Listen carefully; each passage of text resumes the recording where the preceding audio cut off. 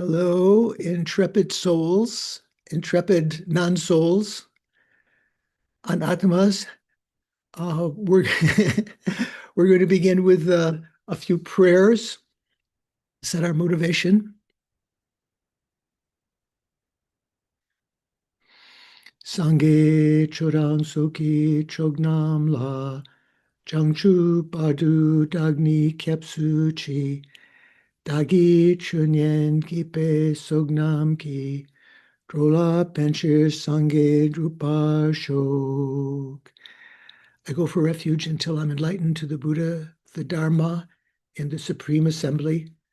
Through the collections I create, through listening to the Dharma, may I become a Buddha in order to benefit migrating beings. Sangye chodang soki chognam la jangchu badu dagni kepsu chi dagi chunyen kipe sognam ki drola penshir sangye drupa sho. See if you can set that sort of like inertia, that motivation, that the reason I'm listening, contemplating, and meditating on the material is in order to become a Buddha, to benefit sentient beings, because that's the only way, really. Then making a short mandala offering by offering this ground anointed with perfume and strewn with flowers, adorned with Mount Meru, the four continents, the sun and the moon, revisualized as a Buddha realm. I say revisualized because you're visualizing either the mandala plate or your hand mudra as the the four continents, Mount Meru and so forth, and you revisualize that in a pure form as a Buddha realm. Due to that, may all migrators enjoy a pure realm. Then requesting our primordial gurus, O holy and perfect pure lamas, from the clouds of compassion that form in the skies of your Dharmakaya wisdoms, please release a rain of vast and profound Dharma. Vast means the method side and profound means the wisdom side, precisely in accordance with the needs of those to be trained, of those to be subdued. Idam Guru Rana Mandala Kam Niryatayami.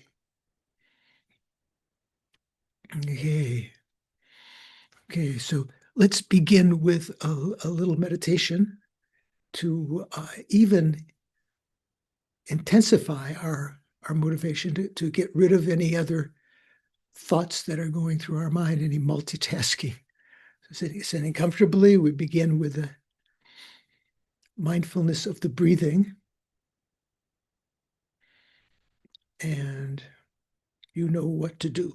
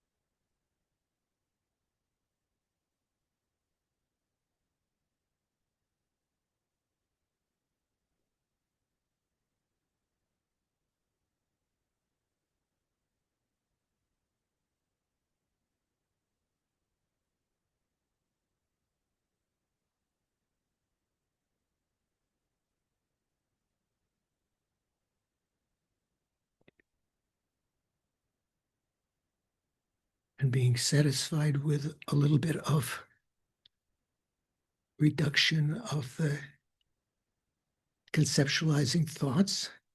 Move your attention to the mind itself, mental consciousness.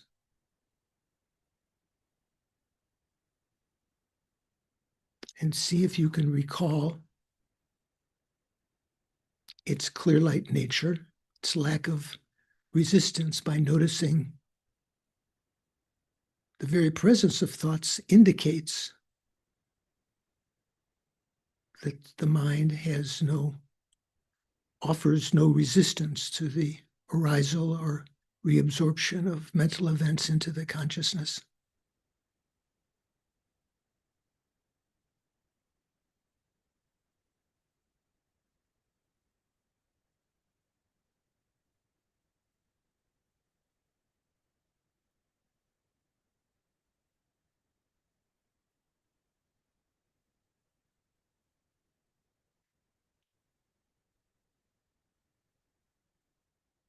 So rather than focusing on the contents of the mind, focus on the subjective mind within which they are arising.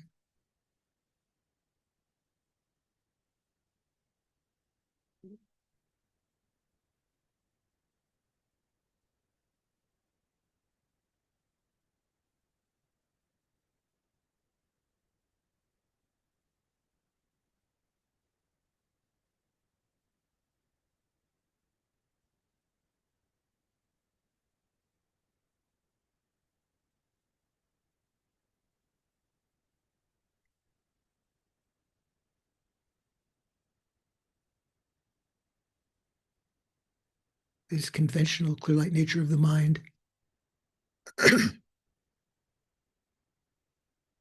is called the developmental Buddha nature.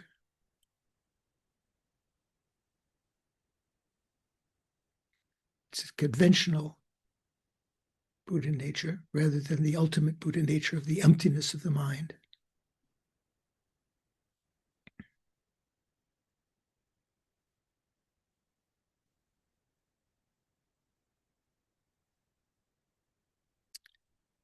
And indicates that we can become better. We can get rid of faults. Of course, we can get worse if we try. But we can get better. We can eliminate all faults that have never been eliminated before in numberless lifetimes. We can develop qualities that perhaps we've never had in previous lifetimes. Because if we've reached one of the bhumis in the previous lifetimes, we would not have fallen back from them. So any kind of realizations like that we'd never had before, we can develop them. So think of this with a pleasurable mind. The fact that we can experience this is due to this auspicious moment of a life of leisure and endowment that we're now enjoying.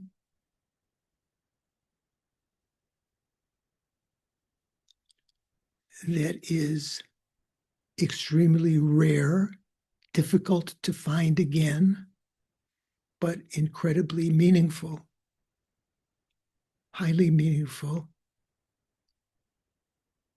in that we can, with this particular kind of life, we can bring to fruition the lesser goal of personal nirvana,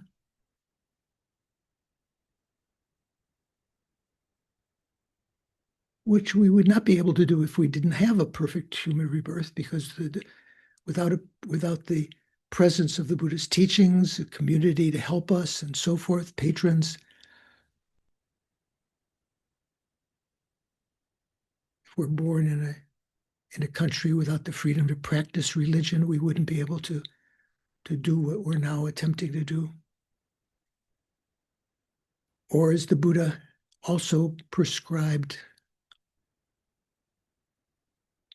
for those of high intelligence, of sharp faculties, to not be satisfied with his lesser teachings in the lesser vehicle of achieving our own personal nirvana, but instead to focus on his Mahayana, his great vehicle, that includes the teachings that we try to actualize,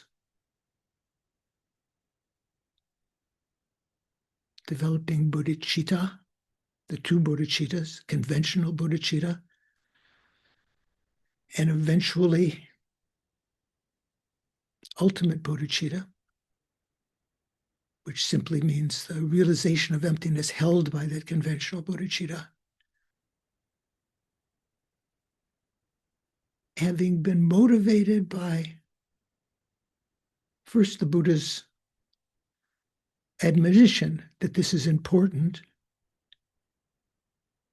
and then following up on that, motivated by the compassion for sentient beings arisen from seeing them in a sense of heartwarming love.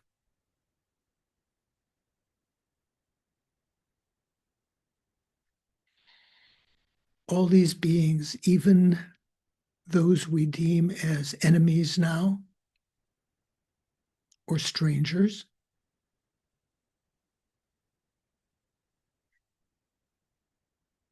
they've all been our friends. They've all been our mothers in numberless lifetimes. They've helped us even when they've been strangers.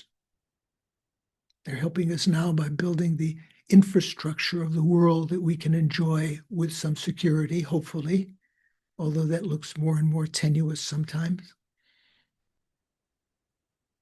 When they've been enemies, they've given us the opportunity to practice patience and to see the harms that our enemies might inflict upon us or others as exhausting our negative karma, the fruits of our negative karma.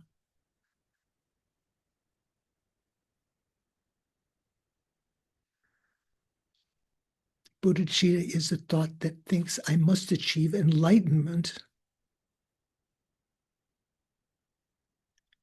for the sake of these mother sentient beings.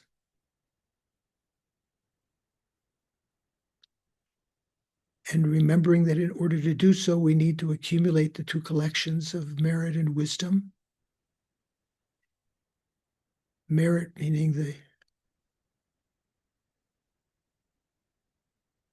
accumulations of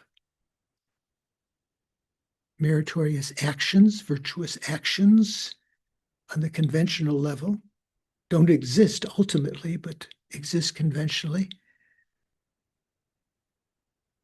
that are the cooperative cause of achieving the Buddha's form bodies for the sake of others. And the collection of wisdom, which is a cooperative cause for the development of the Buddha's mind, which is the culmination of our own goal, the combination of the goal of others, which is for us to be able to emanate the two bodies, the Sambhogakaya and Rupakaya, and the goal, our own goal, of having everlasting happiness, elimination of all worries and faults, experiencing everything as bliss and void, from which state we can effortlessly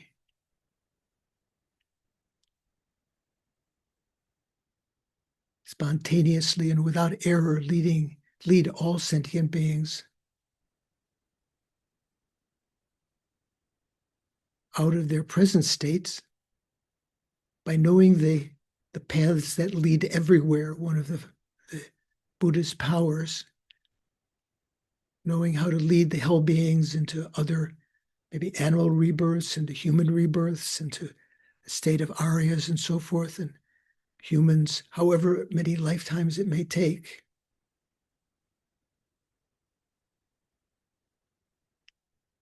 As we are lacking in the knowledge of how to accumulate these two collections, we rely on the Buddha's teachings, especially the Perfection of Wisdom Sutras, that Nagarjuna, some 400 or 500 years after the passing of the Buddha, reintroduced, revivified in the world the Mahayana teachings, and especially his fundamental wisdom, Mula Prajna, the text that we've been studying indirectly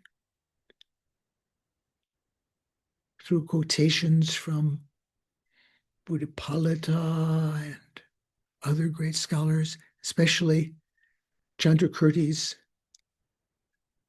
meaning commentary of that, the Madhyamakavatara, which was illuminated, so to speak, by Lama Tsongkhapa in his Gompa Rapsel, Illumination of the Intent, what Chandrakirti's intent was in writing the Madhyamakavatara and its auto-commentary. That's the material that we're going to be listening, contemplating, and meditating on.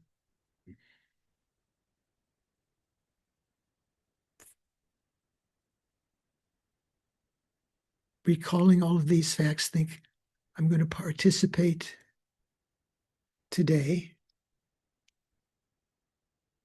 especially in order to achieve the two collections, in order to become a Buddha, for the sake of all mother sentient beings.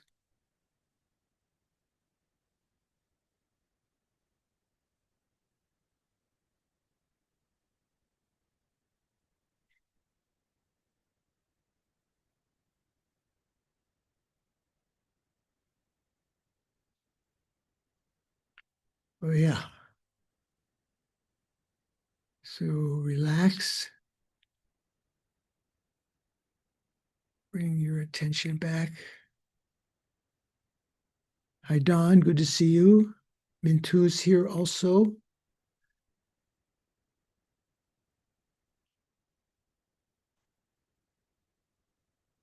So, how are we doing? Pollen season in California done?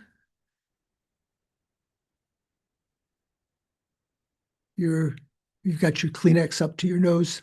I'm sorry. Did you ask me something? I said, is it pollen season in California? Yes, but it's just old man post-nasal drip, I think. Okay. Okay. Savasha's here. Good to see you.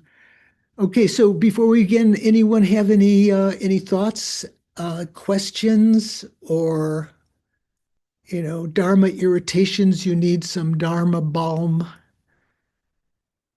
Richard, do you have anything? You're okay? Yeah. Nothing comes to mind. I'm going to take Suvash's example here. Have a sip of tea. So, yeah. So today we're going to begin. Technically, we're going to review a little bit first, but we're going to begin on page 398 in Thupten Jinpa's translation. We're getting along there, isn't it? And in Venerable Jones' translation that published by the FPMT, page 228. And yeah, for Diana or someone who might be listening later who has just the digital edition, you would search for this statement. To this standpoint, comma, we ask the following. Okay, you can find it there. So that's where we're going to be starting. But we're going to go back a little bit. And first of all, I wonder if you can, Doris, if you'd be kind enough to post, first of all, the Jeffrey Hopkins PDF. By that, there we go. It says MOE, that's my nickname. Mo. Did you know that? Some of you might know that. When I was a young boy, my two buddies, Dennis and Roger, Dennis McClure's nickname was Mac McClure, and Roger's nickname was Ro for Roger. And so my nickname was Mo, not for short. I got it for Master of Everything. George John Churinoff Jr., Esquire III, Master of Everything. That was my epithet. Okay, so this is a PDF, an excerpt from Jeffrey Hopkins' Meditation on Emptiness, a very good overview of the Charvakas, which we are studying now. So that's one. And then Doris, if you'd be kind enough, so that's for reading. If you'd be kind enough to do the one from the Maps of the Profound. So there's a text by, what is it, Paul? Jamyang Shepa, right? His text on tenets. Right. That Jeffrey and the students, including Paul and others, very, very ponderous. It's something that you can press your flowers with. Weighs a couple of pounds. If you have a weak arm, you may have some trouble holding it up. So this is this section from Jamyang Shepa's tenets text. So before going into the Buddhist tenets, he goes about explaining the non-Buddhist tenets for some background. So fortunate for us, he has a section on the Charvakas, or also called the Ayatas. This is his section called nihilism, because we've generally, you can say all of the Charvakas have some sense of nihilism, that they're denying something or other that does exist. And as our text had talked about before, among the various Buddhist, non-Buddhist schools, the 5 or 6, if you divide them into 5 or 6, the first 5, let's say, if you divide it into 6, all err on the side of permanence. That is, that they, in a sense, you could say that they all are imputing something there which doesn't really exist. But they still propound some paths. They talk about karma and continuity of a person and so forth and so on, and rebirth, most of them. But the nihilists, which are considered to be the worst of all of these 6 non-Buddhist schools, which are exemplified by the Charvakas here, because in denying the law of cause and effect, in denying the possibility of future rebirths and so forth, they cut off the possibility of creating the causes of virtue and so forth. They provide many obstacles. So this is a very excellent little synopsis, because although Lama Tsongkhapa here in Gompa Rapsel, when we're talking about this section here about the Charvakas, the reason we're talking about the Charvakas is that we're refuting the arisal of the production of things causelessly, right? Remember, we've refuted production from self, from other, from both self and other, as the Jainas would have.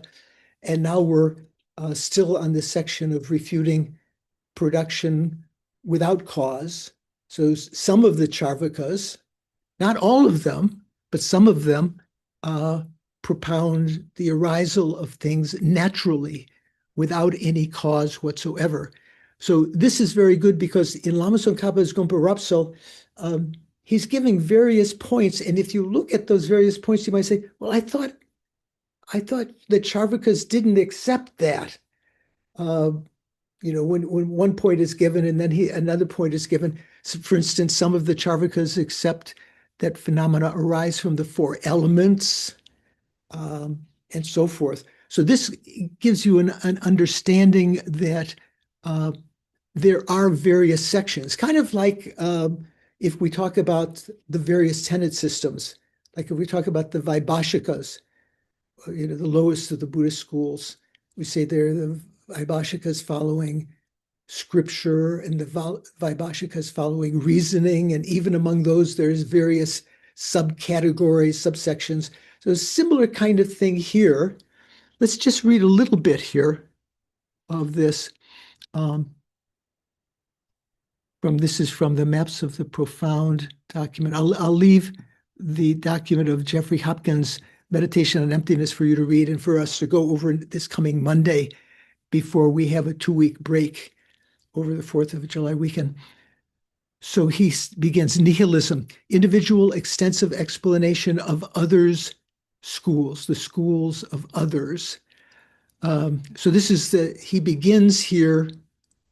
I guess this is the first of them, right? Of the non-Buddhist schools, Paul? I think he begins here, although sometimes we put it. I think so. Yeah. Yeah. So he says this section has 2 parts: refuting the proponents of annihilation. So that's one of the ways that you can call the Charvakas. Charvakas is emphasizing their like of pleasure and so forth, like the statement that we had about eat, drink, and be merry sort of thing, because there's no life after this. Refuting the proponents of annihilation and refuting the proponents of permanence. Okay, so so annihilation is the first one. So the proponents of permanence will be all the other 5 non-Buddhist schools. So the refuting the proponents of annihilation has 2 parts: stating the assertions of the proponents of annihilation and refuting their assertions. So first of all, it talks about the teachers, the synonyms of the proponents of annihilation, which is another way of saying Charvakas, another synonym of it, as well as dispelling a mistake and the tenets. So first of all, he talks about the different teachers, one of whom we've talked about before, Loka Chakshu. So there was Bahaspati, Loka Shachu, and Jukdop. Those are the 3 main teachers that had various kinds of tenets that were particular to them. Loka Chakshu was the one who wrote these verses because he wanted to have his daughter. He wanted to have sex with his daughter, and so he was trying to convince her that there was no life afterwards and so forth. So we'll just go a little bit over this. So synonyms, as well as dispelling a mistake, they are hedonists. That would be more or less a translation of Charvaka, right? They are proponents of annihilation. That's another synonym for them, of these various schools. They are proponents of non-existence, non-future, no life after this, and so forth. And they are called followers of, so that first teacher up there, Baraspati. So they are Baraspatyas, Ayatyas, and so forth. That they are proponents of nature as the cause is mistaken. So here in the next page, it says, because they propound being satisfied with what is merely pleasant here in this life, that is, in this life, they are called hedonists. So not all of these schools that are put into this nihilistic category emphasize that, but that was certainly the look at Chakshu section. Because they propound the continuum of the self is annihilated at death, they are proponents of annihilation. Does that cover all of them? Do all of these that fit under the category of Charvakas say that the self is annihilated at death? Not sure. Okay, let's see. Because they propound that either former and later births or the cause of and effect of actions and so forth of all these do not exist, they are proponents of non-existence. Because they hold Bahaspati as their teacher, they're called Baraspatyas. We haven't talked about those so much. Because they have gone apart from the correct view, they are called ayatas, literally those who are flung afar. And in the root text of Jamyang Shepa's Tenets text, he has the word lasopa and so forth. In the root text, that includes the Daiva Gurus, followers of Jukdop Jen or 10, what is that? 10. Boy, my eyes are getting worse here. Proponents of intrinsicality, proponents of nature, and so forth. And Jamyang Shepa's great exposition of tenets says, in detail, it says, because they advocate that causes of the sharpness of thorns, remember we talked a little bit about this, the roundness of peas, and so forth, do not exist. There are no causes of them. They advocate that those arise from their own entity or nature. Because of that, they are called proponents of intrinsicality and proponents of nature. Okay, skipping down, tenets of proponents of annihilation has two parts, having refuted mistakes, setting forth the divisions and describing the systems. So this is something that you can read afterwards. We'll just read a little bit. Having refuted mistakes, setting forth the divisions, because it is explained that some do and some do not. So there are different sections, right? Assert cause and effect. So the ones that don't assert cause and effect are the proponents of things arising naturally. And some assert that the consciousness and so forth arises from the four elements as their causes, which is sort of one of the things we're going to be talking about also. Because it is explained that some do and some do not assert cause and effect as well as asserting gods and so forth. Some assert that there are devas and some assert that there is not. It is mistaken that former and future lives are utterly non-existent. That's one of the positions of the nihilists, that past and future lives don't exist. So just get on with it now, eat, drink, and be merry. And that there are only 3 transmigrations and so forth. We haven't touched upon that. I don't think Lama Tsong Khapa mentions that so much here, that the Charvakas only accept that which they can see. So that would mean animals, humans, and what would be the 3rd migration? We don't see Helbi. We don't see Pretas. What does it say? Spirits.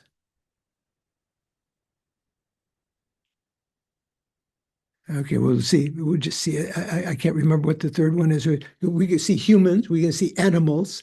So the word commentary says, some of them assert that cause and effect, gods and so forth, in former and later births do not exist. However, according to the description of the 7 proponents of annihilation, from among the 92 bad views, some assert that gods and so forth exist.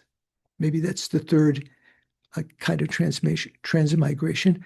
Also in the Basil scriptures, on the occasion of the 96 fantastic ones, some are described as asserting former and later births. So some of them talk about later and former births, but they're limited, like the birth of gods, as gods in the next life and so forth. In the root text and auto commentary on Chandrakirti's supplement of the Treatise of the Middle Way, that's our Madhyamakavatara, some are described as asserting the production of mind from the 4 elements. That's one of the topics we've been talking about. And in Bhava Viveka's Heart of the Middle Way, Heart of the Middle, Umaningpo, I guess, and Avalokiteshvara's Avalokitavatra's explanatory commentary. So that's a commentary to Bhava Viveka and so forth. They speak of the way that some assert that articles, material things like vases, and so forth are produced from causes. So some accept that cause and effect. Therefore, you should know that it's mistaken what is taught by Daksang, one of the antagonists of Lama Tsongkhapa, when he said to say that whoever is an ayatya, that is, these nihilists, they assert former and later births and cause and effect are utterly non-existent, and that there are only 3 migrations: humans, animals, and invisible spirits. Yeah, so Paul was right there. I think he had said that. Okay, so yeah, I think I'll leave that for you to read, so you get an sort of an understanding then in going back and reading this section again to see where the various tenets might be from different segments of the Charvakas. Here, mainly we're just calling them Charvakas. Okay, so I wanted to start first just before the page that we gave at the beginning, where it said, to this standpoint, we ask the following: this certainty of yours that there is no world beyond, there's no future life, or there's no past life, from what reason does it stem? Let's go back and just review something. Earlier, it was said, according to the Charvaka, 4 elements serve as the cause of the entire diverse world of sentient beings.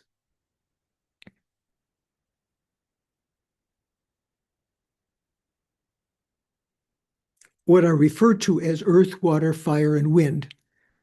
Through the maturation of these 4 elements, evidence can be found for the diversity we observe, such as lotuses apples as well as peacocks, roosters, and so on. So the variety of phenomena is due to the maturation of these elements.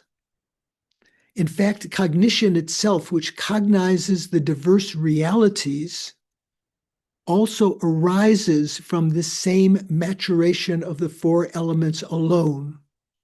So we had talked a little bit about this last time, I think in the discussion in between parts of our last class when wasn't necessarily recorded, but we talked about emergent, that some scientists today talk about consciousness as being an emergent phenomena emerging from the elements and so forth. So just as from the specific interaction of the elements in alcohol gives rise to the potency of the intoxicant that causes drunkenness and loss of consciousness in living creatures, like that, consciousness arises from the specific interaction of the great elements, according to them, during gestation. So during the time in the womb, as the elements are interacting, consciousness is given, rises from that, emerges from that. At the time of the kalala, embryo, and so forth, these then evolve up to the point where they can positively determine all sorts of things. Therefore, whether it is external things or internal experiences, excuse me, all things come into being only from the causes of this world alone. So what would that be negating? If things come into being only from the causes of this world alone, it would be negating the importance of karma and past lives and the fact that we should try to practice virtue now because in future lives and so forth, we will experience the fruits of those. The text continues, there's no such thing as an afterlife with fruition of past lives karma ripening in this life and the fruits of karma created in this life being realized. Your microphones are not, your speakers are not bad. My throat is just getting raspy. There is no such thing as an afterlife with fruition of past lives karma ripening in this life. That's what Buddhists would say, right? And there's no such thing as the fruits of karma created in this life being experienced in some other world, being realized in some other world. So they think. That's their position. They say, and this is the one of the verses attributed to Lokachakshu, enjoy women and eat like a glutton. As you remember, I thought Jimpa's translation was spot on here. Some of the others take the first word. What is the first one here? Zema, isn't it? Yeah, Zema as meaning talking to some, addressing his daughter as beautiful one, but it's talking about enjoy beautiful women and eat like a glutton. Your wonderful body, once gone, you'll not find again. The body is merely a collection of elements. What is lost can never return. So we talked about that last time. This is a statement uttered by someone with a lustful desire to copulate with his own daughter, intending to convince her that there is no world beyond. Naksho Lotsoa, the famous translator who had an alternate translation of the root text, translates this last line as, no dangers of the past will come to pass. Okay. Let me just see here. Right. Okay. So this is where we're beginning. To this standpoint, I said, from this position, from this regarding that, that means that there's no future life and so forth, we ask the following. Is this certainty of you, Charvakas, that there is no world beyond? So world beyond doesn't only mean future life, it also means no past lives. You have this certainty that there's no lives beyond this life.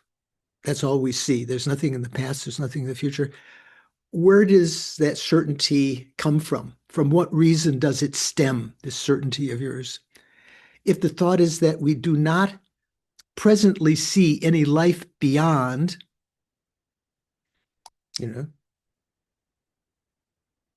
right now we don't see future lives, let's say. We don't see past lives. Of course,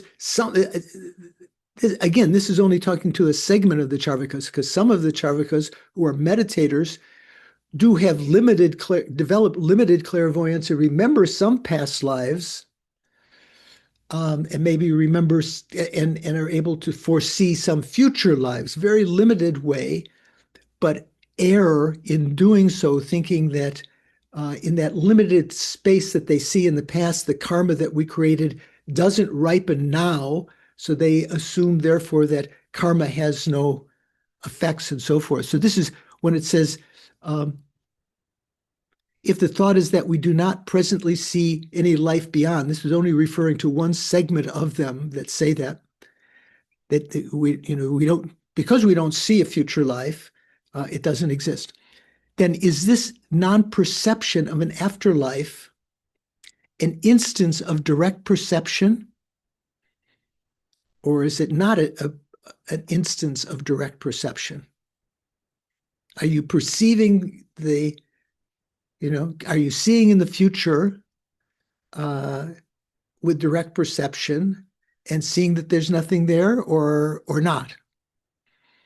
If you say that it is a direct perception, this logic, Geshe Sopa said, these are getting at some very difficult points, even though it's, maybe some of you who've read in advance or remember from last time, this particular section is a little bit difficult to comprehend.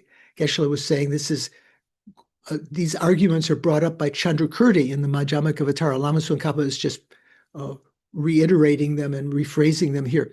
If you say that it is a direct perception,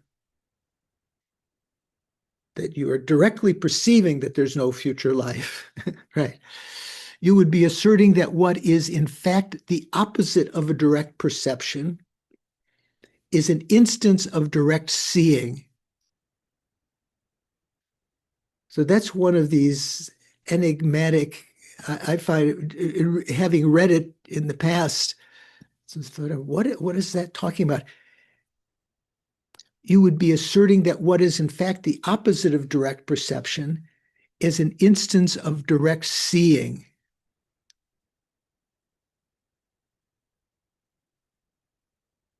Okay. Did anyone have an idea what that means? I think I asked last time also.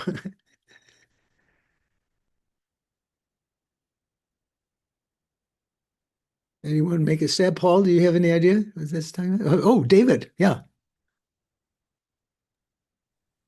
Powell's botches things up, so I don't know why I raised my hand. But they're saying that they're seeing something that you can't see. Is that right? It would seem that that's one interpretation of that what is in fact the opposite of direct perception is an instance of direct seeing. That's one way of interpreting that, but we'll see in a second. In that case, it would not be contradictory to assert that a non-entity is an instance of direct perception, which means, according to you, Charvakas, something that is not an entity, or you could say a functioning thing, this is ngopo here, could also be a functioning thing. Something which is not a functioning thing could also be a functioning thing. Why is that? Because for you, the absence of an afterlife would be an actual object of direct perception. absence of an afterlife would be an actual object of direct perception. So the absence of an afterlife. Yeah, I think they're saying to have certainty that that's the case, then it would have to be observed, and if it's observed, then why is other non-existing things not observed? Yeah, that's one of the things that being said. Yeah, this is because for you, the absence of an afterlife would be an actual object of direct perception, just as an actual thing as it is an object of direct perception. So let's start from that. Actual things, manifest things, are objects of direct perception, right? Those are usually what we say, the manifest phenomena, the things that are actually here. But for the Charvakas, the absence of an afterlife, another world beyond this, would be an actual object of direct perception, just as an actual thing is an object of direct perception. Actual object of direct perception, the absence of an afterlife. So the absence of an afterlife, is that appearing to you?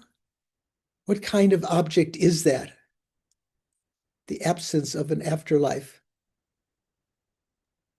So if you're seeing in the future, you would think that what you're perceiving then is an afterlife, if you actually have some clairvoyance to see the future, right? If you're actually able to see in the future, because it was asked before, is this how do you know that there's no future lifetime? They say because we perceive it directly. We perceive it with direct perception. So if you have a direct perception of that, that has to be some kind of clairvoyance, right? Because it's not But are you having to directly see that it's not existing in the future? well, that's what this is saying. But what I'm saying is that in order to have some kind of statement that you directly perceive that there's no future lifetime, that would seem to imply that you have a clairvoyance that is able to look into the future and you don't see anything there. This is because for you, the absence of an afterlife would be an actual object of direct perception, just as an actual thing is an object of direct perception. This would mean that since there would be no non-entity at all,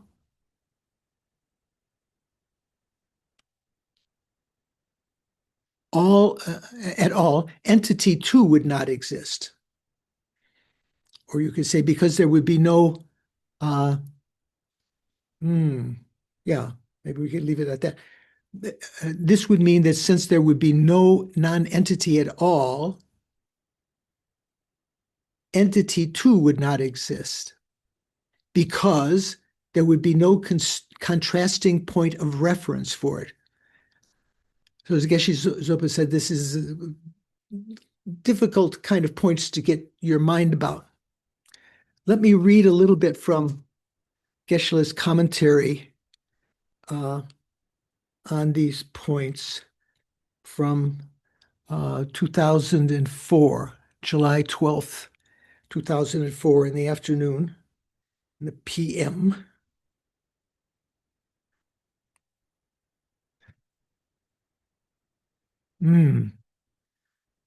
So first of all, Geshe was starting earlier. This commentary is starting earlier.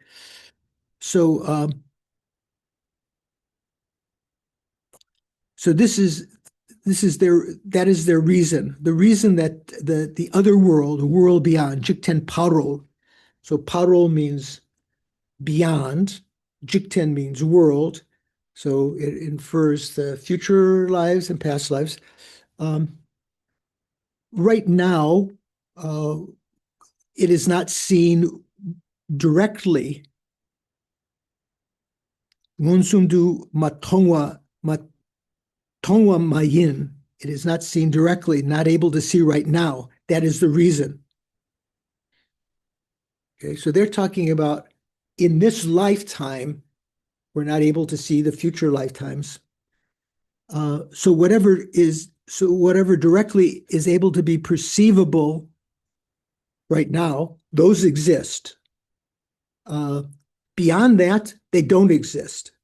That's their assertion. So then the Prasanghikas asked another question. Your definite reason in the future that you don't see directly. Now, that not seeing the future life directly, are you talking about direct perception, ngonsum? Is that itself ngonsum? Or is it through a logical reason, such as inference? So generally, the Charvakas, the nihilists, do not accept reasoning as a valid cognition. The only kind of valid cognition they accept is direct perception. So, but here he's raising the possibility. Are you saying that that you know this, that there's no future life with direct perception, which is a valid way of knowing, according to them, and also Buddhists accept direct perception as a valid way of knowing, but Buddhists also accept inference as a valid way of knowing, but the Charvakas don't. But he's raising that possibility here. So he's saying something which is not directly perceivable, then through logic, you would have to do it that way. Is that not seeing of the future? Is that direct perception or not? So we've already gone over that. So they're going to say it's direct perception, but the Charvaka says this is that it's ngonsum, it's direct perception. I don't see in the future a life. That is how you know. That is how you know is through ngonsum du tong, seeing directly or seeing with direct perception, not seen in the future. But matongwa itself, ngonsum du tong, if you say that is directly seen, then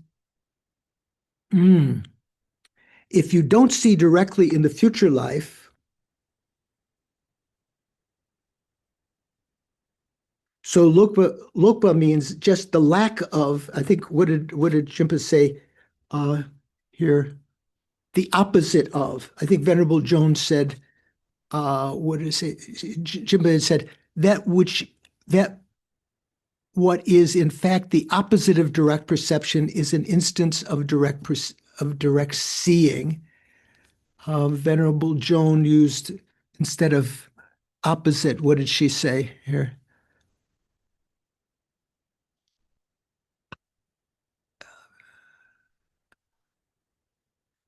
No, she also used, if the opposite of direct seeing is asserted to be a direct perception, the opposite.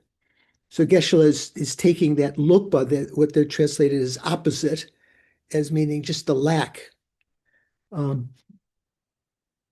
If you don't see directly in the future lifetime, so lukpa means the lack of. Lokpa means if you don't have seeing in the future life directly, that is when you lack of that direct seeing, if you accept that, then ngompo meba or ngobo meba means the non-existence of functioning things. Remember when we talk about functioning things are called ngopo, and non-functioning things are ngome. They're permanent things that don't perform a function, like uncompounded space and so forth and so on. That is all. So that would not be contradictory with seeing with direct perception. Okay, I think I'm gonna reserve this for class on Monday to go into detail because it's a little bit complicated. But Geshe-la did mention that this is a very tough point right now. So let's see. It would not be contradictory to assert that a non-entity, a non-functioning thing, is an instance of direct perception, which means, according to you, something that is not an entity, something which is not a functioning thing, could also be a functioning thing. This is because for you, the absence of an afterlife, further world, would be an actual object of direct perception. So this is what I was asking about. The absence of an afterlife. What is that? Is that something that you perceive? Like, for instance, in this room, the absence of an elephant. Is that something you directly see? Let me ask you, Richard, in your room, is there an elephant right now? Let me check. Yeah, yeah, right. Thank you. None that are visible. None that are visible. So have you perceived that absence of an elephant with direct perception? I think it depends on what's meant by direct perception. I'm certainly aware that there's no elephant here. So the question is whether or not an absence is an object. Right, right. So here, what it's talking about, this is because for you, the absence of an afterlife, that would be like the absence of an elephant, right, would be an actual object of direct perception. So is the absence of an afterlife an object of direct perception? The Charvakas are kind of saying it is. What are you thinking, Sean? Sorry to not call on you. Well, that brings up my question because Prasangika is saying that you can directly perceive emptiness, which is also not an object of What? Come on, say it. I mean, it's not it's not a visible object at Well, least. yeah, but sound is not a visible object. Why does that something have to be visible? Well, that's what I'm confused about it because like if it's how is that different than and how is a non-findable or a non-existing entity different from directly observing emptiness? Okay, there's some thought there. So emptiness is something which is perceived initially through inference, right? Whereas the Charvakas don't accept inference, so they don't see a pathway to be able to like, say, for instance, Richard having surveyed his room, having not seeing an elephant, he's able to infer that there's no elephant there. But the Charvakas would say that actually is something that is the non-elephant there, the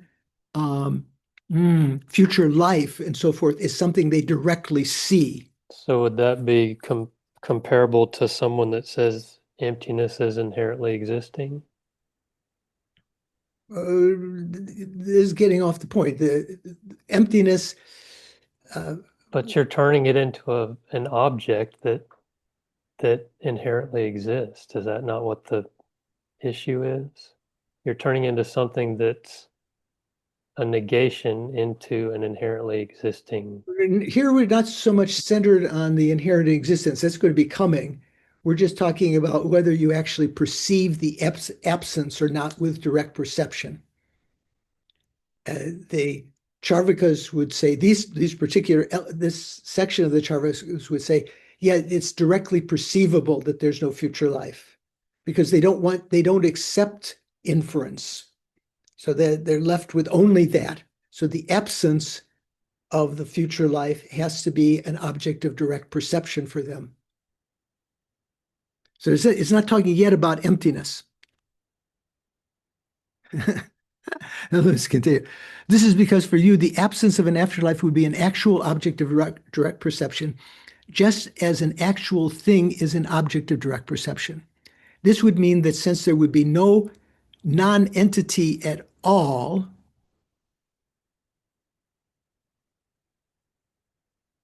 entity two or functioning thing two would also not exist because these two would be because there would be no contrasting point of reference for it. So what is that talking about?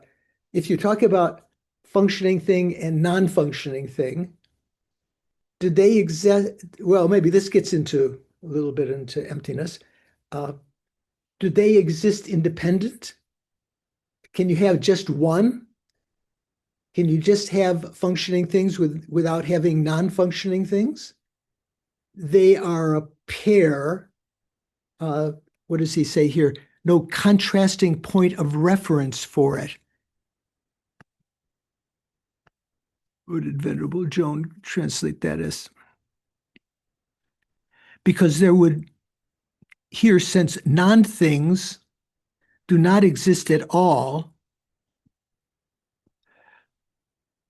also things would also become non-existent because their counterpart does not exist. Jimba said something contrasting. Their counterpart, their Dao.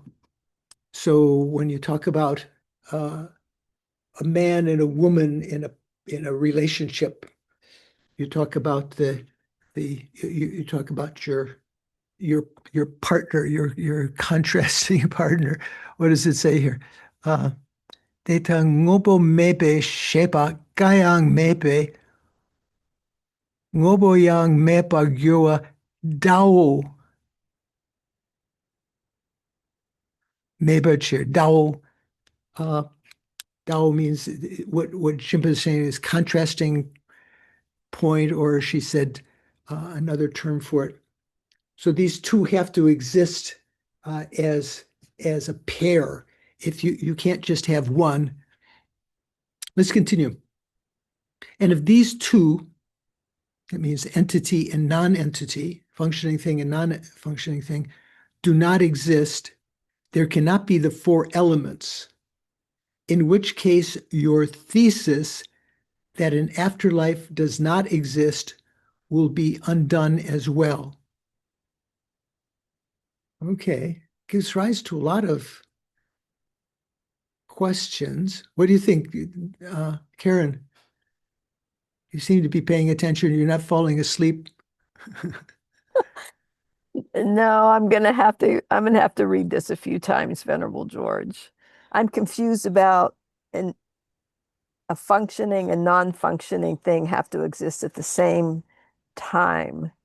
Well, not in the same time. They have to exist. If one exists, there would have to be the other, because to name a functioning thing, that which is able to perform a function, Yeah. you're implicitly accepting that there are some things that do not perform a function. Got it. Okay. Thank you. Something like that. So let's continue. Paul, what do you think? Are you okay? Yeah, no, I think I mean, I assume it's just saying that if you're claiming you're directly perceiving a mere absence, the mere absence of a future life, then by that definition, that mere absence has to be perceivable, and only functional things are perceivable. Right. Okay. So if on the other hand, continuing on in Jimba's translation, if on the other hand, your certainty is not based on a direct perception, this is not the the Charvakas in general are not going to accept inference. But anyway, he's saying if it's not based on a direct perception, then it would not be an evident fact. What does that mean? If, on the other hand, your certainty is not based on a direct perception, then it would not be an evident fact. Remember when we talked about the meaning of gunsum, of what is it, prataksha in Sanskrit? The prasangika view is the word gunsum doesn't refer to the knower. It refers to that which is being known principally. Do you remember? No one is nodding that they remember. You don't remember, Paul? We talked about prataksha. Say that again. About the special prasangika tenet is that the word ngunsum in Tibetan, which we usually translate it as direct perception or direct perceiving. right. Usually we're talking about from the perceiver side, but and we do in using it that way, we say the object of a direct perception is a manifest object, right? Right. Ngundu Gyurwa, something like that. So Right. Prasangika says that actually the word direct perceiver that we translate as direct perceiver, prataksha, is more correctly referring to the object, because it's not more correctly. It actually refers to the object. It is talking about an evident object. Right. An evident, that which presents itself to you directly, and indirectly. Then you can talk about the perceiver of that as being a direct perceiver. Right. Right. Sean, yeah, do you remember that now? I just want to clarify that I'm understanding correctly. Are you saying that someone that is directly perceiving emptiness is doing so with a mental, direct, inferential cognition?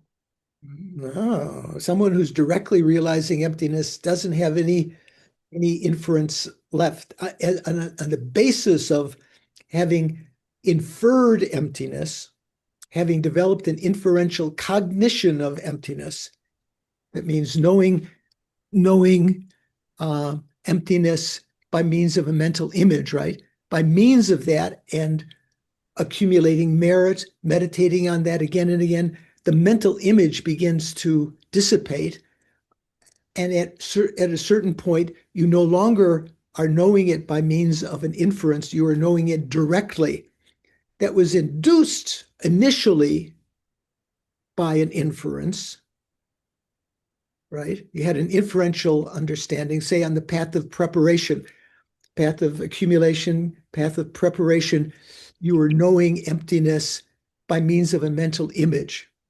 You are knowing it conceptually.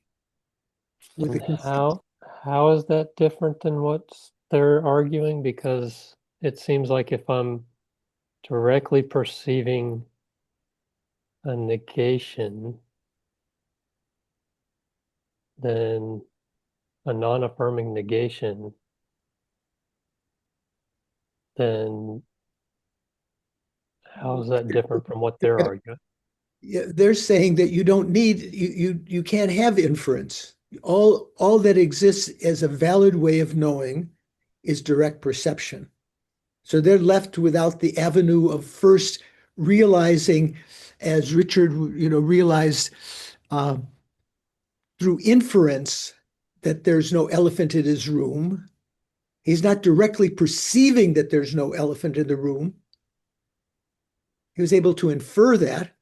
So that's an avenue that the Buddhists accept, and not just Prasangika. That's how, in general, you get to a direct perception of emptiness, a non-affirming negation. First, you use inference to understand that, to have a conceptual understanding of emptiness by means of a mental image, and then by meditating on that again and again and accumulating merit and other factors, you're able to have a direct perception of that when the mental image disappears, and you're able to perceive that non-affirming negation directly. So some of the lower schools, that's a problem, that you could have a direct perception. Yeah, maybe that's why you have some. Well, 'cause it seems like you're But falling into yeah, the same trap of like, yeah, but well, I was going to say, but Venerable George, isn't it the case that it's not that you're directly perceiving a uh, a mere absence, like you're not just directly perceiving emptiness, but it is the emptiness of a specific phenomenon. Right. And Yeah. so that's why what you're actually perceiving is the mode of subsistence of a particular phenomenon, not emptiness in general. And that's why you can't perceive the emptiness of something that doesn't exist. You can only perceive the emptiness of something that does exist. That's why, right? Am I correct here? So the things that do not exist, they are not empty of inherent existence? Well, they are, but it's a meaningless, it's not a realization because of course, something that doesn't exist also doesn't inherently exist. Right. You can But that's an understand inference. that, but I'm Yeah. talking about in general, all all that exists and all that does not exist are empty of inherent existence. There's nothing. Sure. but even if you're getting there after the fact of an inference and you're directly perceiving something that's non that's a negation, uh, are you not turning that into an object just as they were? we're not turning anything into an object. The the actual taste of direct perception, like we say, masam jome shara parochin, it's inexpressible and unimaginable. It can't be expressed in words. So that particular experience of direct perception of emptiness is not one when you're having any conceptual thoughts. This is an object. This is emptiness. If you have any kind of thought like that, that's not that's not a direct perception. That's still a conceptual mind that's perceiving emptiness. Hold on. But Venerable Church. Oh, sorry. No, go on, Paul. Yeah. No, I was going to say, but isn't it that you are still perceiving an aspect of the object, so that if I see a table with Right. my visual consciousness, I see shape and color. If I touch a table with my hand, I'm perceiving its tactile qualities. Yep. And when I directly perceive the table with a yogic direct perception, I am perceiving that the quality of the table that is its absence of intrinsic existence, and in that way directly perceiving its emptiness. That yogic direct perception is one that's meditating on emptiness. You can have yogic Correct. meditating on impermanence and other things, but Sure. to that direct perception of emptiness, which is a yogic direct perception, nothing of the table, no memory of the table exists. Right. There's no aspect of the table that's appearing to you, only Right. emptiness. That state has been has been generated through analysis previously. Right. And when you actually have that insight, all you are perceiving is the mere absence of what you previously were, what was previously appearing to you to be inherently existent, and what you previously believed to be inherently existent, that you were grasping to it to be inherently existent. When that grasping has been dispelled, it's just as though you're dwelling in that state of the mere absence of that. So afterwards, when you arise from that, you will remember that you were you were experiencing the emptiness of that object. You were experiencing the emptiness of the table. But during that state, there's no thought like that I'm experiencing the emptiness of the table. And it's said that emptiness, this is where one of those enigmatic kind of things. Although the emptiness of the table is different than the emptiness of my mug, the emptiness of the tree, every conventional phenomena has its own emptiness. They all are instances. All those emptinesses are technically different in that they have different substrata. They still are the same emptiness, the same experience. When you're in that meditative equipoise, the mere vacuity of inherent existence, the mere lack of inherent existence is what you're experiencing. All of that is similar. All of those emptinesses are the same. So they say when you've experienced the emptiness of one thing, you are in essence experiencing the emptiness of all things, although that is very enigmatic what that actually means. Let me just go a little bit further before we take a break. So it said, if on the other hand, your certainty is not based on direct perception, because we put them in a bind, we put the Charvakas in a bind, then it would not be an evident fact. If it's not based on direct perception, so if on the other hand, your certainty is not based on direct perception, then it would not be an evident fact. What would not be an evident fact? That future lives do not exist. It wouldn't be something which was a manifest phenomena. It wouldn't be an object of direct perception. For if it is not apprehended by direct valid cognition, how is non-existence of an afterlife established for you? Now, if you assert that it is apprehended through inference, at that point they might say, like Richard would say that he wasn't perceiving the absence of the elephant in his room directly, but he was able to infer it through inference. It is true in general that individuals can attain their goals not only through direct perception, but also through inference. But you, Charvaka, do not actually acknowledge inferential cognition. For instance, you assert, so here's another famous quotation in various contexts. This is also from the teachings of Lokachakshu, I believe. So the person's cognition, this is a quotation, the person's cognition is limited to whatever is the sphere of the senses. So people know only what appears to their senses, what is the sphere of their senses, the chuyul, what is that? What is that in Sanskrit, Paul? Should you? The sphere of activity, yeah. Oh, in Sanskrit, what the is that? range. Oh, in Sanskrit, it's the Gochara, right? Something like that. yeah. Gochara, yes, Gochara.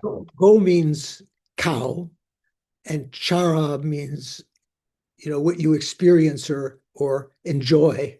So I think what it means, I think it means the range. And so like the range of a cow is like that area it can encompass. Yeah, I think it's how it. So the person's cognition is limited to the range of their senses. Yeah, that's another way of saying it. The sphere of their senses. That's all that you can conceive. This is the Charvaka position, right? Noble lady, what is said by the learned is deceptive, like the tracks of a wolf. So I'll just mention a little bit here and then we'll take a break. So this is, even Geshe-la was not sure of what this meant, but in Jayananda's commentary, remember Jayananda is the only commentary in Sanskrit of the Madhyamaka Vatara that we have. Jayananda came to Tibet not sure whether he composed the commentary in India and then translated it into Tibetan in Tibet, or whether he composed it in Tibet. But anyway, that was contemporary with his being in Tibet, Jayananda. And Lama Tsongkhapa often uses him as a foil, sometimes saying that he got it wrong, but sometimes he uses Jayananda's commentary. So in Jayananda's commentary, this thing about like the tracks of a wolf, noble lady, what is said by the learned, like these people who have heard a lot of teachings and talk about inference and so forth and so on, that is deceptive. What they tell you, that there are future lives that you can infer, that is deceptive, like the tracks of a wolf. So the story that Jayananda brings up is that there was let's see, I think I may have it. I'm not sure I have it here.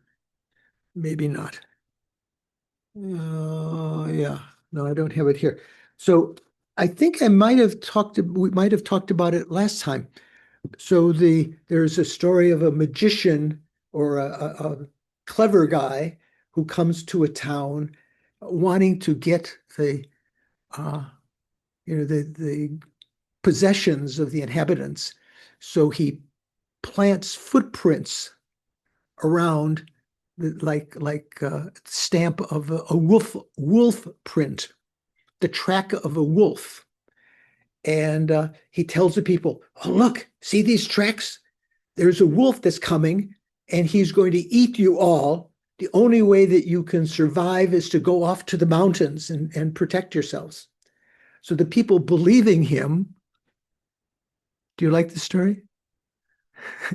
The people believing him go off to the mountains, and as a result, he's left with full freedom to enter into their houses and take all their possessions, which he does and leaves.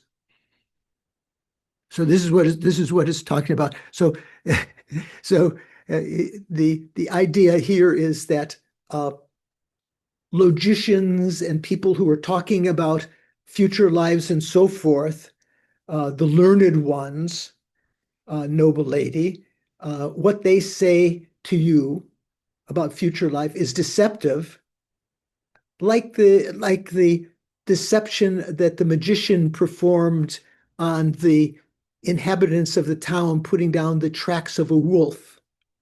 The tracks, you don't actually see the wolf, so you don't actually see future lives, right? But the logicians tell you that it does exist with some kind of inferential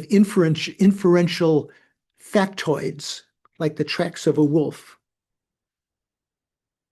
Does that make sense? Okay, some people nodding. Okay, good. Okay, so just finishing that thought, thus you assert that valid cognitions by means of which people realize their aims is limited to what is perceived within the range or sphere of their senses, such as their eyes, also their ears, and also. Okay, so let's take a break. Okay, we're back. Yeah. So, yeah. Okay, so we finished. Thus you Charvakas assert that valid cognition by means of which people realize their aims. So when we talk about realize their aims, that means, all the goals in life, making a living, planting, sowing the seeds, mercantile enterprise, everything that means realizing their aims is limited to what is perceived within the sphere of their senses, such as their eyes. So then Jimpa's translation says, to continue, the root text says, so these are verses 101 and 102.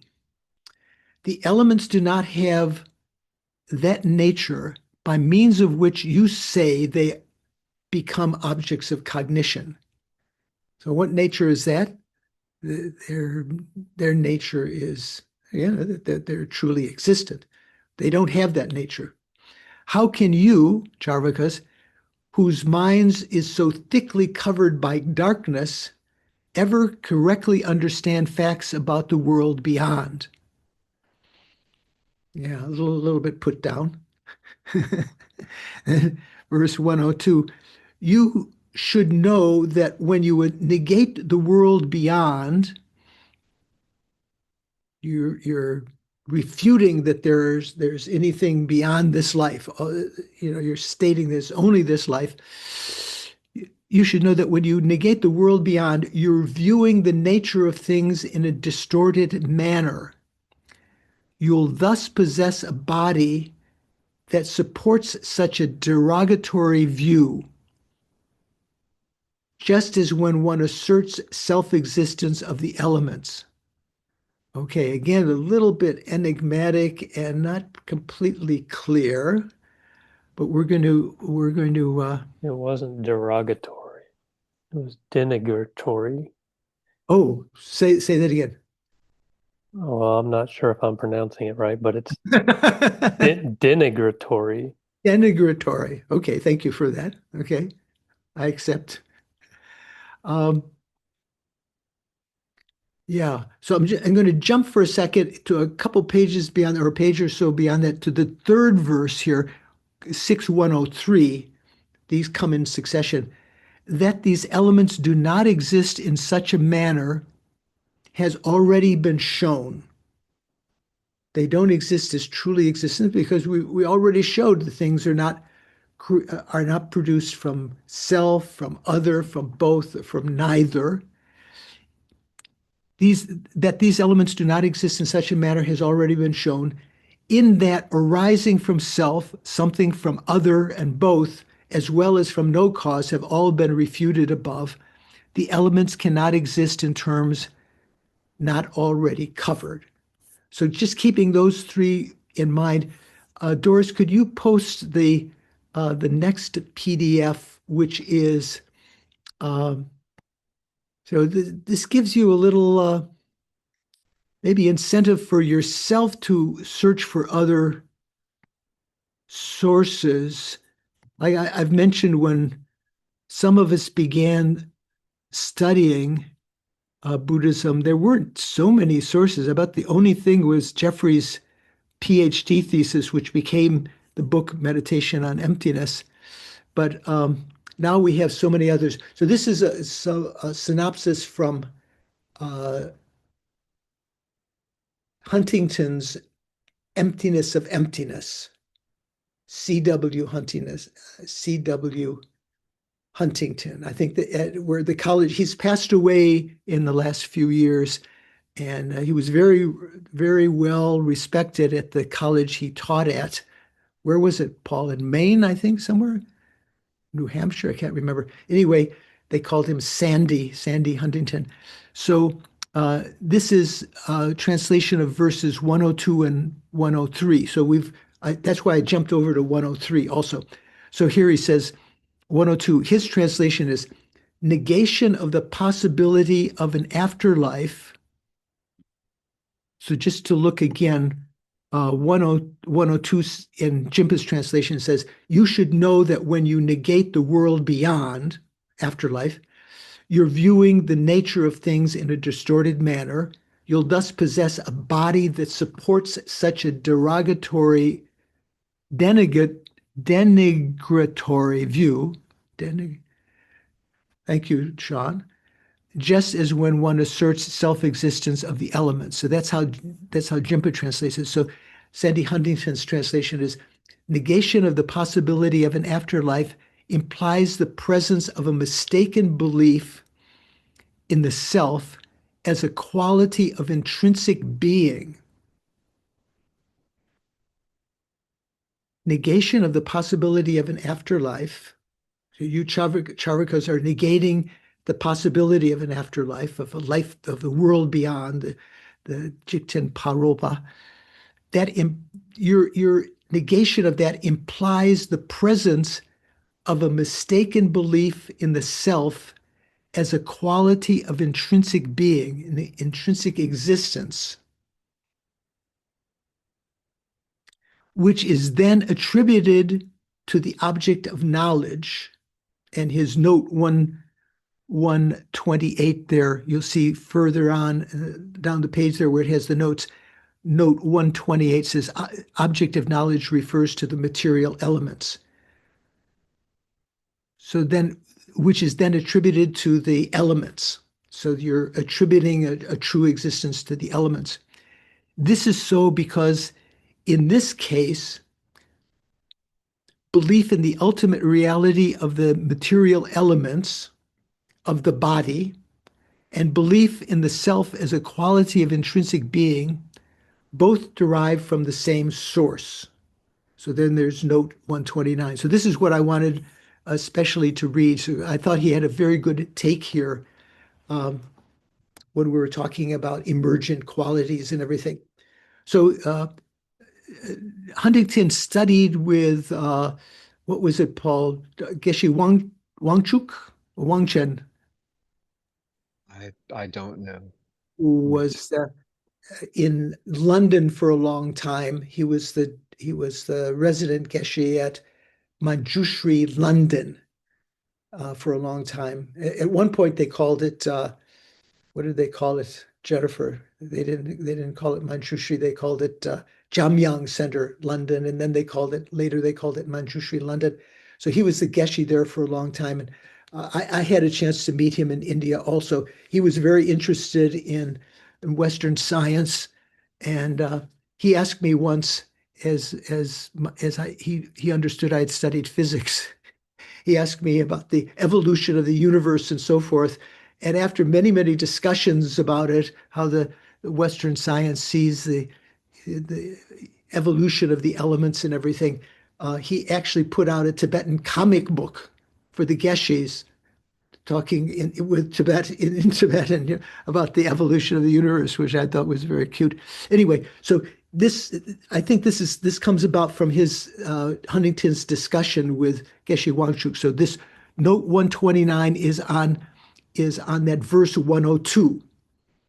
Okay, so he says, according to Chandrakirti, when one negates the possibility of transmigration, so, rebirth and so forth in the future and coming from the past, and you assume that the present material world is the only reality,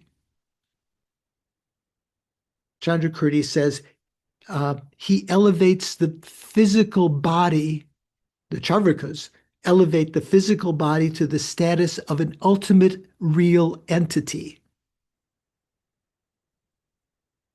Yeah, why is that? According to Chandrakirti, when one negates the possibility of transmigration and assumes that the present material world is the only reality, one elevates the physical body to the status of an ultimately real entity, so truly existent entity. If the material elements of the body are intrinsically existent, if they inherently exist, and consciousness has its origin in these elements, then this is simply another way of positing the existence of a real transcendental self. So this is not quoting from Lama Tsong Khapa. This is sort of commentary about what Chandrakirti is saying here in the Madhyamaka, which Lama Tsong Khapa is paraphrasing. The philosophical view which negates the possibility of an afterlife, that's the Charvaka view, right? The philosophical view that negates the possibility of an afterlife has, in this case, its foundation on the concept of intrinsic being, inherent existence, associated with the material elements. So he's saying that the negation, the view that's negating past and future lives, is based on its foundation in the concept of intrinsic being associated with the material elements, that the material elements, the four elements, are inherently existent. Therefore, in holding such a view, one tacitly postulates the existence of a real, intrinsically existent self, within the elements of the physical body. So that, yeah. So David, do you have a question? Or you're just My hand movers. No, but isn't that our scientific theory, right? It's just it's the hard question of consciousness that we struggle with. Where does it actually come to if it's just all physical? Yeah. I'm sorry, I'm getting ahead of myself. Yeah, no. That's relevant. So yeah, the scientists but the Christians, so forth, who will say that there is an afterlife, but they still talk about this inherently, well, they say real self. It's a real self, a real soul that continues, and so forth and so on. Therefore, in holding such a view, one tacitly postulates the existence of a real, intrinsically existent self within the elements of the physical body. So this is talking about the Charvakas.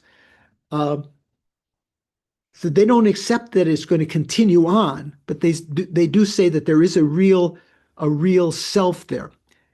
Strict materialism or rationalism is in this important respect no different from idealism, for both positions are founded on presuppositions of an essence, an Atman. Remember, Atman can mean soul, or your the essence of what you are, that is supposed to provide everyday experience with meaning and structure. So the Charvakas would say that you do have some kind of self-identity, some self, which gives, what does he say here? Everyday experience, gives it meaning and structure.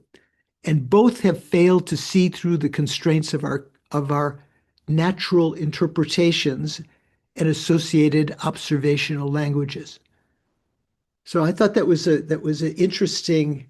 I wanted to share that with you. Also, his translation of verse 130, which will come later, we have by now accounted for the way in which the material elements do not exist, insofar as the preceding discussion constitutes a general refutation of production, whether it is self-production, production from another, production from both, or from neither. It is clear that the elements do not exist even though they were not specifically mentioned. It doesn't mean that they don't exist conventionally, but that they don't exist inherently. Okay, so let's unpack this. So after verses 101 and 102 in Thupten Jinpa's translation, Lama Tsongkhapa's commentary continues. The four elements, such as earth, do not have the nature by means of which you say in your treatises that they become objects of cognition. So what nature do they say? You would go back to checking in the maps of the profound. Some of the Charvakas say that they are truly existent, right? The elements. Now, if they do not exist in such a manner, that's what we would say, they don't exist that way, then how can you, whose mind is so thickly covered by darkness with respect to what are very coarse facts, how can you ever correctly understand very subtle facts about the existence or non-existence of the world beyond? It's not possible.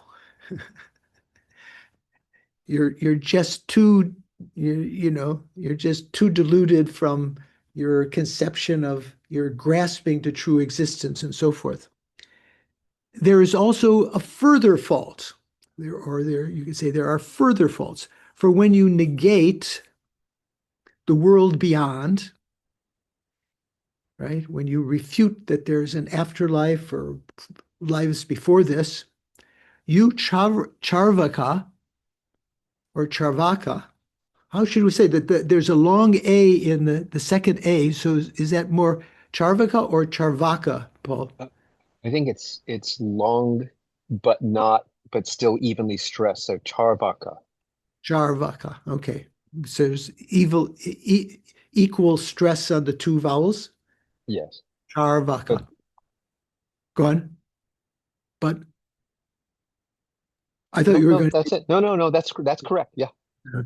So you, Charvaka, should know that you are viewing the nature of things in a distorted manner. You will thus possess a body or a frame that resembles or is equivalent to a condition that supports a denigratory view pertaining to the world beyond. This is, for example, just as when one asserts self or true existence of the elements. Okay. The opponent may think, that means Charvaka, when one cognizes the elements to possess true existence, when you think of them that way, one sees things in an undistorted manner. That's what they may think that.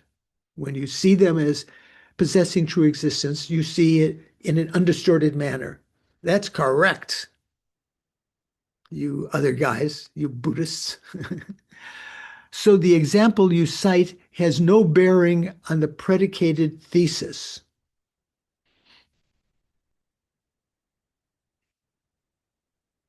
This response is untenable, is incorrect. So what is that saying? So the Charvakas may think that when you cognize the elements to be truly existent, you see things correctly in an undistorted way. So the example you cite, what example is that? Has no bearing on the predicated thesis. We have to figure out what this is talking about. This response is untenable. For conceiving the elements which are intrinsic, this is Prasangika talking now, for conceiving the elements which are intrinsically unborn, right, which are not produced inherently, for conceiving the elements which are intrinsically unborn and non-existent as intrinsically existent and arising establishes that you, Charvakas, are viewing reality in a distorted manner. Oh, doesn't that sound wrong? For conceiving the elements which are intrinsically unborn, we would accept that, right? They're not born inherently, and non-existent. Are the elements non-existent? For conceiving the elements which are intrinsically unborn and non-existent as intrinsically existent and arising establishes that you Charvakas are viewing reality in a distorted manner. How did Venerable Joan translate that? I think the intrinsically goes with the unborn and non-existent. Yeah, so Venerable Joan translated. I'm going to make it bigger so I don't have to bend down and you don't see just the top of my head there. So she said, the Charvakas may think when the elements are cognized to be truly existent, one sees things in an unmistaken way. So the example you cite has no bearing on the predicate or the thesis. The Prasangika Madhyamikas say that too is not so. That's not right, because the elements that are not produced inherently and do not exist inherently, so as Sean was intuiting, the inherently goes, at least in Venerable Jones' translation here, goes with both. They are not produced inherently and do not exist inherently. They are conceived to exist inherently and to be produced inherently, whereby this is established to be a mistaken view. Okay. Oh, what was that? So,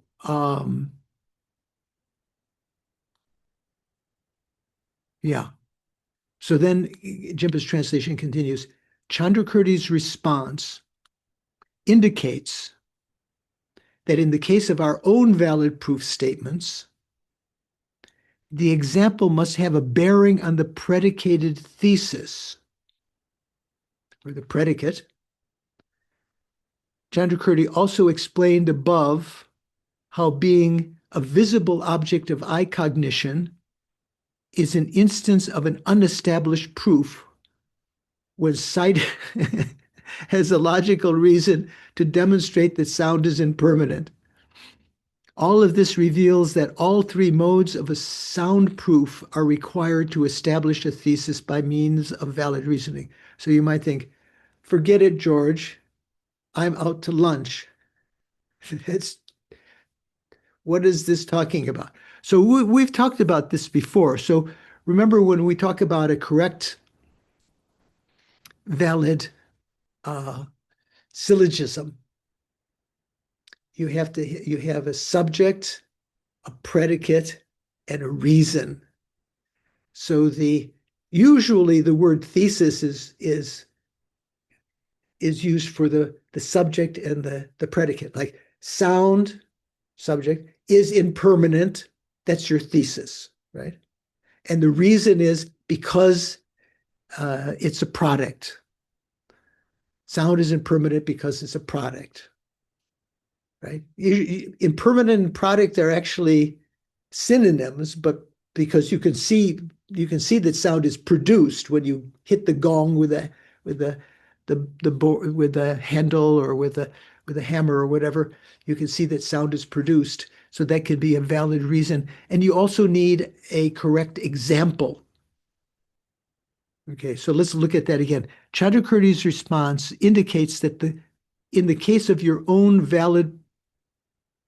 our own valid proof statements, the example must have a bearing on the predicated thesis. So let's say the example, you have to have the subject, the predicate, and the reason, right? The subject and the predicate form the thesis. The reason is what proves the thesis. And you have to have an example. How does he say here? The example must have a bearing on the predicated thesis. So so in general, so in general, when you have an example, Paul, what's the relevance of the example? Why do you need the example? Why do you need an example in a correct syllogism? Do you remember? Because it has to serve as the basis of the illustration. You have to have. I was just looking at this the other day because we were doing some Daric travesty. Because it is one of the three sign. It's one of the three modes of a correct sign in a logical argument. The example, so the example doesn't generally isn't involved in the three modes. Right. You got the definition, the definiendum, the illustration, and then the three modes. It's the presence of the reason in the subject, the forward pervasion, and the backward pervasion. Sorry, correct. You're right. Right. So you have the forward pervasion. That's generally you have the property of the subject. What does the property of the subject mean? That the property that's being predicated exists in the subject. I think. So I'm trying to remember the property of the right. Is that right? Property of the subject. Who remembers what the property of the subject? So in the syllogism, sound is impermanent because it's a product. Right. What's the property of the subject? The property of the subject is being impermanent. Is that the subject sound is impermanent. Right? Isn't the property of the subject that sound is a product? Sound is but isn't that the thesis is sound is a product because sorry. Because it's impermanent. Forward pervasion means that if something is a product, it is necessarily impermanent. Permanent. Right. And the reverse pervasion is if something is not impermanent, it is not a product. But generally, you don't need to have all three modes. Generally, you can have just the property of the subject and the forward pervasion. But an example is needed. An example has to be something that you can have realized the thesis beforehand on, before you realize the thesis in this particular situation. So we'll go about this. We'll talk about this again on Monday. We'll have class on Monday. Then we'll have a 2-week break, and then we'll come back. We'll go over it again, even if you don't usually attend the Mondays, or you can't attend this coming Monday. But this section is where we'll begin. Chandrakirti's response indicates that in the case of our own valid proof statements, the example must have a bearing on the predicated thesis. So Venerable Joan translated that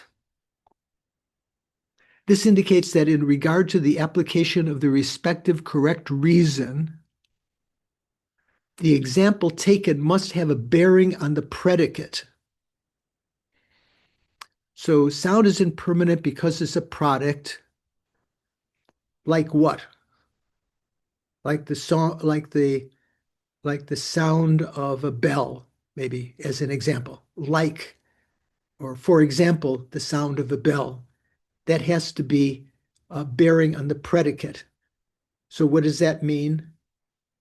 Sound is impermanent because it's a product.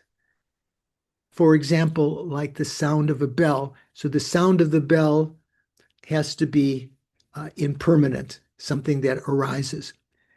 So she says, similarly, also when taking something as a sign, it was explained earlier that setting out, because it is an apprehended object of I, in order to prove sound is impermanent, is a sign that is not established. So we've talked about these various kinds of incorrect syllogisms. You might say that sound is impermanent because it's the object of the I consciousness.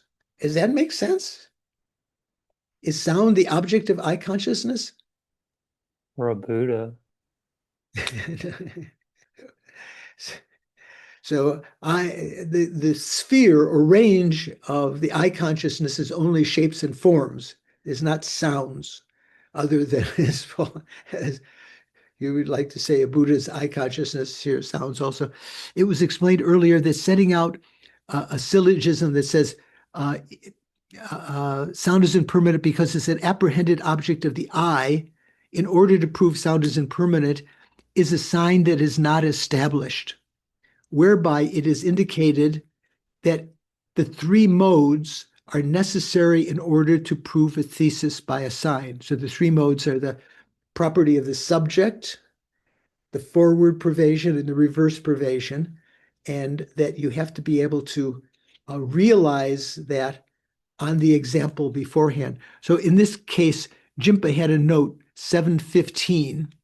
So that note says, Tsong Khapa draws an important logical implication from Chandrakirti's response to the Charvaka's possible rejoinder that the example cited by Chandrakirti. So this is the example that Chandrakirti gave that the Charvakas are saying doesn't apply. Just as when one asserts self-existence of the elements, one views reality in a distorted manner. So Tsong Khapa draws an important logical implication from Chandrakirti's response to the Charvaka's possible rejoinder that the example cited by Chandrakirti, which is just as when one asserts self-existence of the elements, one views reality in a distorted manner, that does not work because the predicate, quote, one views reality in a distorted manner, unquote, does not apply to it. That's what the Charvakas would say. They say that you're not viewing it in a distorted manner. The implication is that even within our own Madhyamaka system, when we use valid reasoning, the predicate must be something that can be established in the example. You have to be able to establish it in the example before you realize the actual syllogism. He then combines this point with an earlier statement of Chandrakirti, which you can find on page 343, where it was stated that the following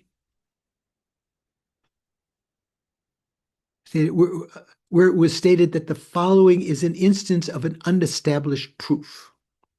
And that was sound, subject sound, is impermanent, that's the predicate, because it is a visible object. That's the sign or reason. From these two, so that's an unestablished proof. You can't prove that sound is impermanent by saying it's an object of eye consciousness. So Khapa concludes that even according to Chandrakirti, a correct proof statement must possess the three marks, the three modes, as defined in the system of Dignaga and Dharmakirti. Roughly stated, there are three elements to a syllogism: the subject A, the predicate B, and a reasoning sign or proof C. The subject, the predicate, and the reason or sign. The three logical marks, Trirupa, Tsongkhapa, the three logical marks, Trirupa, Tsongkhapa. So what do I have here? I must have something. I'm not sure what I copied. Logical relationship between these three elements represented in the following. A is C, so the subject is the sign. Sound is impermanent because it's a product. So sound is a product. If C, then B. If something is a product, it is necessarily impermanent. And if not B, then not C. If it is not impermanent, it is not a product. Therefore, A is B. Okay. So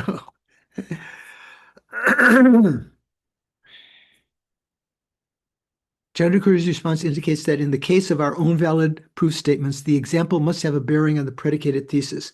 Chandrakirti also explained above how being a visible object of eye cognition is an instance of an unestablished proof when cited as a logical reason to demonstrate that sound is impermanent. All of this reveals that all three modes of a sound proof, correct proof, are required to establish a thesis by means of valid reasoning. So we finished that, and just as a wetting the sort of pumping some water for next time, if you Charvakas say that this fact of the elements being intrinsically unborn needs to be proven, so this was the verse that I read before, we say the following, that these elements do not exist in such a manner, they don't exist inherently, intrinsically, has already been shown in that arising from self, production from self, from other, from both, as well as no cause, have all been refuted above. We've done that already. The elements cannot exist in terms not already covered. That these elements do not exist in such a manner, Lama Tsongkhapa explains, so this is commentary to that verse 103, that these elements do not exist in such a manner, namely by virtue of intrinsic nature, has already been shown. For example, earlier, when arising from self, from something other, and from both as well as from no cause were refuted, we already refuted intrinsic arising of the elements together or in a general sense. As such, the elements cannot exist in terms not already covered or negated in this general sense. So our argument still holds. Likewise, when refuting the views that denigrate the existence of omniscience, so some of the Charvakas say there is no omniscience. Likewise, when refuting the views that denigrate the existence of omniscience in other views, such as the essentialist tenets of those who assert intrinsic existence, we could extend the same objection that they are conceiving reality in a distorted manner. Okay, so there's some little playing around with words after that. So that's where we're going to begin next time. I'm going to put a little color this one green so I know. Yeah, that's where we'll start next time. How are we doing? This was a mouthful, a head full. As Geshe said, some very tough points. Thank you for persevering. I think the term you were looking for earlier, George, was priming the pump. Priming the pump. There we go. Yeah. My memory is yeah. Priming the pump. You get a little bit of water in the pump, so then next time you come, you can pump away. So, how are we doing? Anyone have any comments, observations, questions, refutations? Doris, nothing? Okay. Minto Vo. Okay, yeah. You often have something, yeah. Yeah, I think one of the assumption behind this argument is that you're arguing that the other person is a strict rationalist, right? Well, I guess, yeah.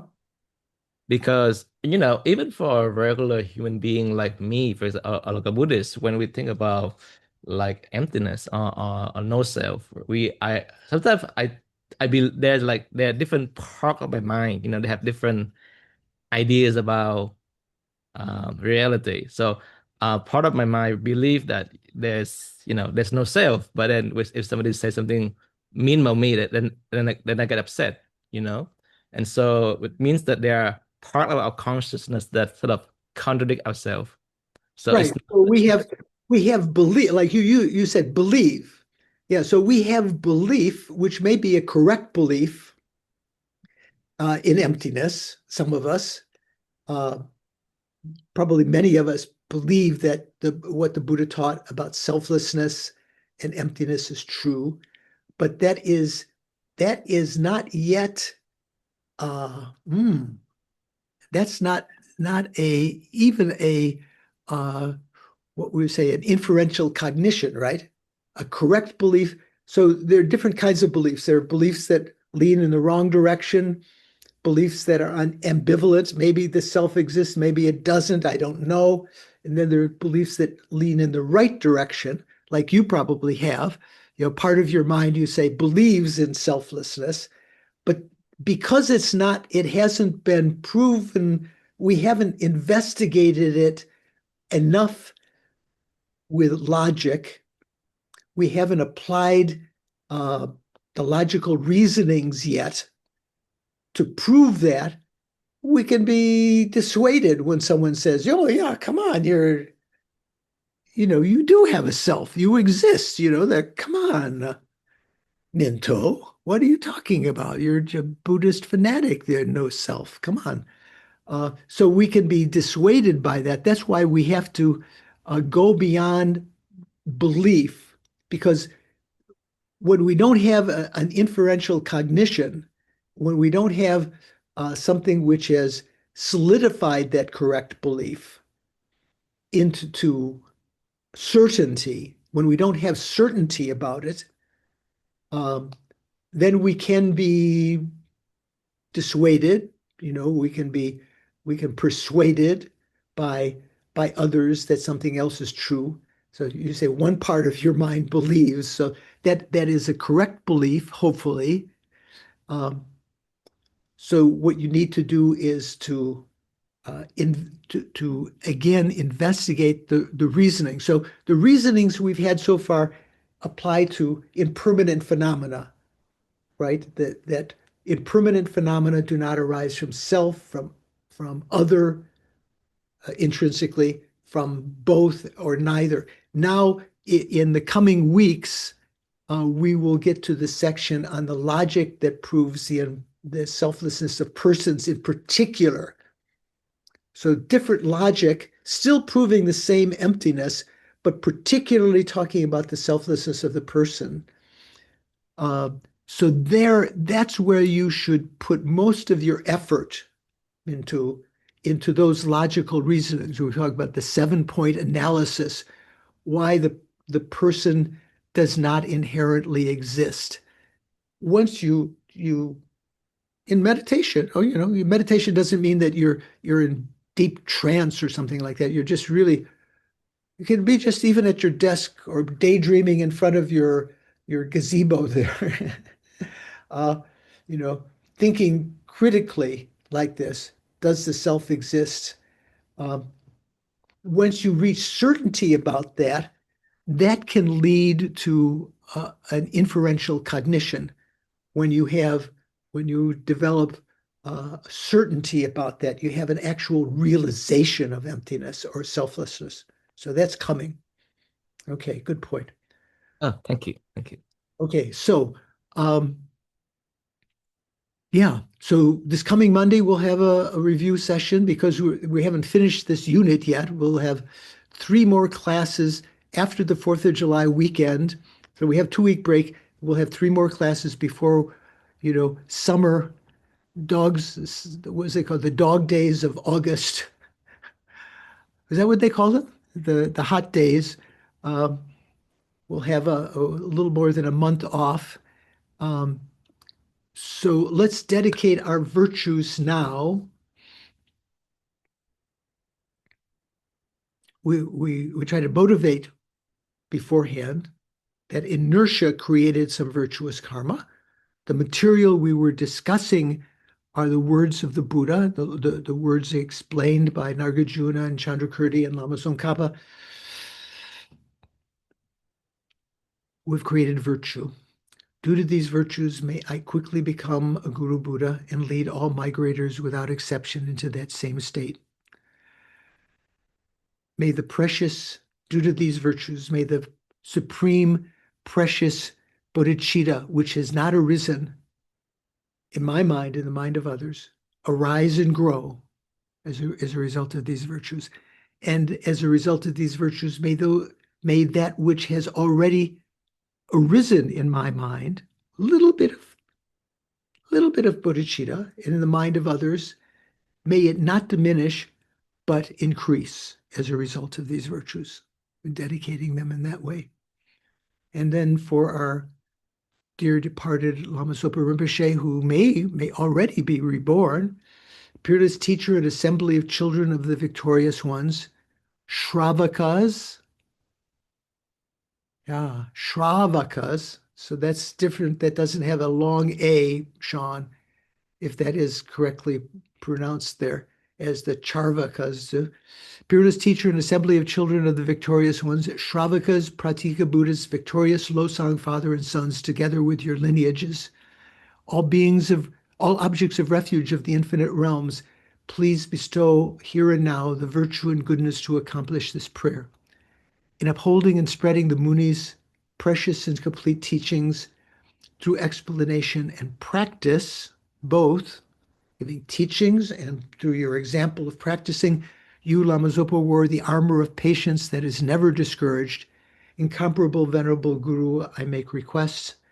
Sole gateway through which all benefits and happiness emerge, while striving exclusively for the welfare of the victorious one's teachings and for the welfare of mother living beings, you suddenly departed to peace. You passed away, at which point I lost hope. Nevertheless, through the undeceiving truths of the oceanic blessings of the Triple Gem and the great waves of mind generation of the children of the victorious ones, may the smile of a new reincarnation swiftly beam in glory for us fortunate disciples.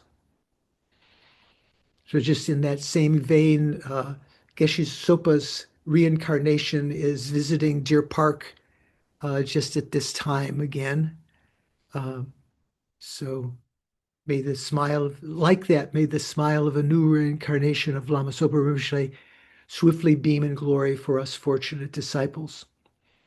And then finally, for all our gurus, you who are my eyes for viewing all the infinite scriptures, supreme gateways for the fortunate ones traveling to liberation, engaging mercifully with skillful means, illuminating spiritual friends, I make requests. Please live long and stable lives. Okay, thank you for your perseverance. Look forward to seeing some of you on Monday. I'm sure Sean is going to come and flog this horse a little bit more, but take care. Enjoy. If I don't see you on Monday, see you after the 4th of July weekend. So that will be, what will they say? Maybe it was at the 11th, I think. Is that when our next class is? Something like that. Take care. Thank you, Venerable George. Thank you, Thank Venerable. you, Venerable.